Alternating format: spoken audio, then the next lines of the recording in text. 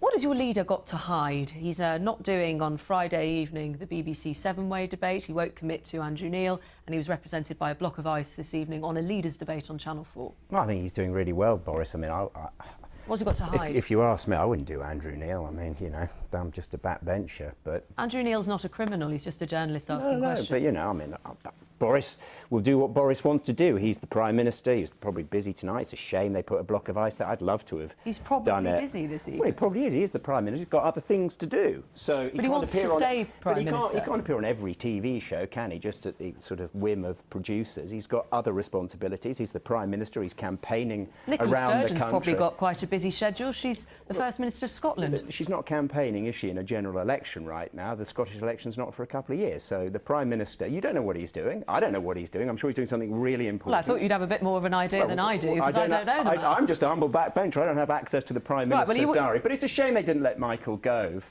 Well, why should they? He's not a leader. But neither is Nicola Sturgeon. She's not competing. She's a leader of a political party. But she's not competing, is she, for a Westminster seat? So, I mean, she's there. So they should have allowed a Secretary of State to turn up. But do you understand? I also present a programme on 5 Live, and this morning someone was about to go out leafleting for the Conservatives, and they texted in to say, what has he got to hide? Why should I go bother leafleting for Boris Johnson if he can't be bothered to go and be interviewed by Andrew Neil, which Jeremy Corbyn was, and all the other leaders are going to be? Boris said that he's going to be interviewed by lots of people. I don't think you can sort of bully a Prime Minister. Admit now that you're going to be interviewed by Andrew Neil. I want you to tell me now you're going to be interviewed by Andrew Neil. No Prime Minister is going to allow themselves, as he was visiting a farm shop or something, with a journalist, to be bullied into saying what he's going to be doing in the forthcoming weeks. You seem to have a very dim view of journalists. A question was asked. There was I'm married to a former journalist. She's a fantastic woman. But so I don't have a dim view. But my point is, you wouldn't be interviewed by Andrew Neil,